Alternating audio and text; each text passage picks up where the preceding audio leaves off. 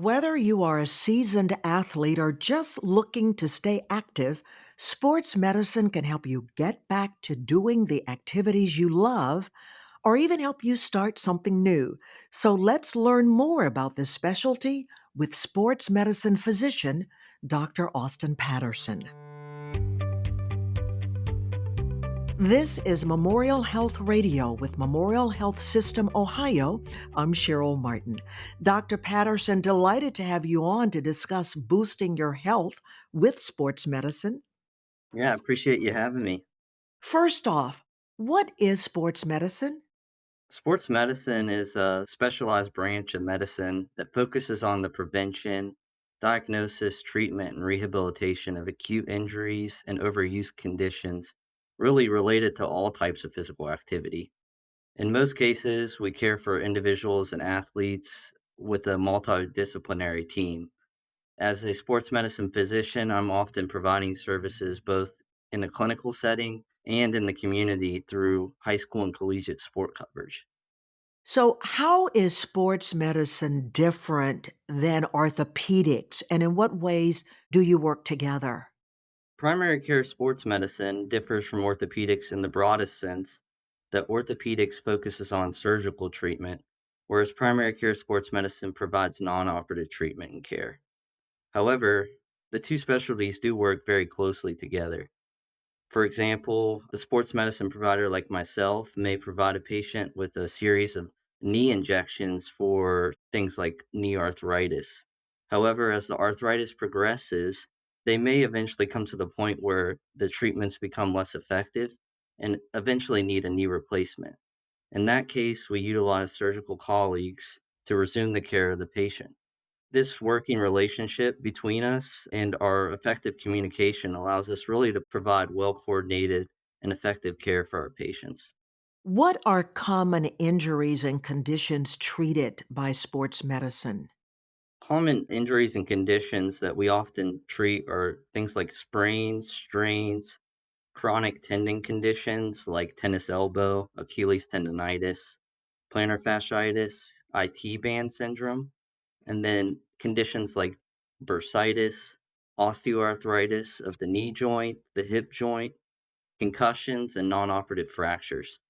This is something I've always been curious about. When you specialize in sports medicine, does that mean that all the patients are coming as a result of sports injuries, or can it be just a regular person who's not involved in sports can come to you? Exactly. I think that's a common misconception by many because they often see the sports medicine provider in one role, maybe most often on the field with the athletes or something like that. And we do provide care for athletes in those acute injuries, but really, we provide care to everybody within the community, and it doesn't have to be related to sports. So we encourage all types of physical activity and we treat conditions related to that. What are ways we can decrease our injury risk? Really, it comes down to the basics first and foremost. And I would say the two most important things to really start out with is your nutrition and your sleep. So, having a well balanced diet that includes adequate caloric intake for your activity, and then making sure that it's well balanced with high protein to help you repair and recover from your activity. And then also including micronutrients through fruit and vegetables that are going to help you recover and help support your physical activity. And then sleep. It has many benefits, as we know, and just really prioritizing that can really help prevent injuries and help you continue to excel in whatever activity you like to do. And when you talk about sleep, are you talking about making sure that you get so many hours of sleep and you are consistent with that? Yes, I think one is hours, but the other thing is the really quality of sleep, making sure that you are kind of setting yourself up with success. So having that nighttime bedtime routine, that morning routine that really allows your body to say, "Hey, this is my time to recover." And it really sets you up for a good quality of sleep. You can have 8 hours of sleep but be rolling around all night. But You could also have 6 hours of sleep and sleep great, feel great. So I think it varies based on individuals, but I think focusing on quality is the most important thing. And give me an example of what quality sleep looks like when you talk about it's not just quantity, but quality. I think the simplest way to describe that is when you go to sleep, it's an uninterrupted sleep, and you wake up in the morning and you feel refreshed. You feel like you have energy for the day versus going to bed, sleeping 10 hours, but feeling groggy, foggy, those type of things. I think that's the way you can judge the quality of your sleep. Now, when you mentioned nutrition, do you suggest that a person goes to his or her primary care physician to kind of get a list of what's best for them nutritionally so they know exactly what they should be eating and how much? That's a great start. Another option is they have online calculators that will actually allow you to put in how active you are, your weight, your height, and then your goals, whether it's to lose weight, gain weight, maintain your weight. And that will give you a approximated range of the amount of calories that you should target to hit in order to meet your goal. I think there's a lot of information online in regards to the different types of foods that you should be eating, but I think keep it simple is the best way to do it, meaning focus on getting a fruit and vegetable with just about every meal and then a high quality protein source, whether it's if you eat meat, a lean chicken or a lean steak, or if you're vegetarian, focusing on high protein foods like tofu, beans, soy milk, those type of things. Dr. Patterson, how are sport and overuse injuries or conditions diagnosed? Conditions are diagnosed through a thorough history and exam first. I often perform a comprehensive physical exam in my office that not only looks at the area of the patient's pain, but also evaluates their whole kinetic chain to look for any deficits or weaknesses. Really focusing on that may have led or predisposed the individual to the injury. We also utilize imaging such as X ray, MRI, CT scans, but a unique thing about sports medicine is that we receive training in ultrasound, which is often performed during the time of the exam to evaluate and identify things like tendon or ligament tears. This helps me better guide my treatment and helps the patient better understand their underlying condition too. Talk about the ways that sports medicine can help a person get back to doing the activities that you love or help you to start.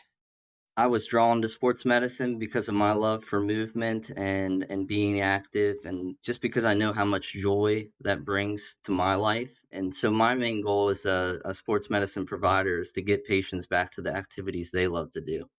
Really, we can do this through many different things, with the simplest being just an individualized exercise program or rehabilitation prescription. Other things that we can offer are ultrasound guided injections, whether that be corticosteroid or PRP, and then procedures like needle tenotomy, otherwise known as 10X. These are all things that we can do to help heal the underlying condition and alleviate some of the patient's pain so that they can return. As patients' acute injuries and chronic pain is addressed, we often spend time to treat the whole body so that I can help prevent recurrent or future injuries once the patient returns to their desired activities. And do you find that patients can recover faster by following this particular module when they come to you and you give them specifics?